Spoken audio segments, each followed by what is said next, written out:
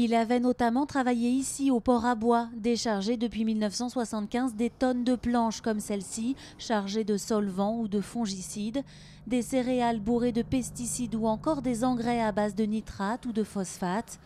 Quand Jean-Luc Chagnolot a découvert son cancer du rein en 2007, il a tout de suite fait le lien avec son travail et débuté un combat juridique. Il a fallu récolter des preuves, fournir des études car sa maladie n'était pas répertoriée comme une maladie professionnelle.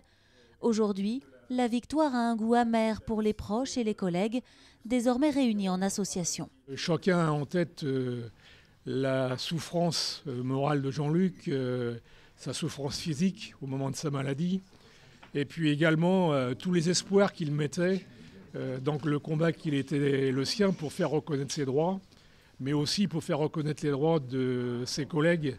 Et donc, de ce point de vue, oui, c'est un succès. Un métier exposé à 5 cancérigènes, une espérance de vie de 7 ans inférieure à la moyenne selon l'association.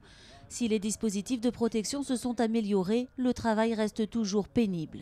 Quand les bateaux arrivent du Brésil ou d'Argentine ou d'ailleurs, on sait pas, on n'a pas les dosages, c'est fait n'importe comment. On retrouve des fois dans des chiffons du pesticide, on ne sait même pas ce qu'il y a. On a eu des gars qui ont fait des malaises. On est en train de se poser la question, tous ceux qui arrivent à 50 ans, il me reste combien de temps, soit à vivre ou à tomber malade. Ça fait peur quand même. Grâce au combat de Jean-Luc Chagnolot et de ses proches, des dizaines de dockers nantais et nazériens, atteints notamment de cancer des poumons ou de la prostate, vont pouvoir faire valoir leurs droits. Et ils pourraient être bien plus nombreux.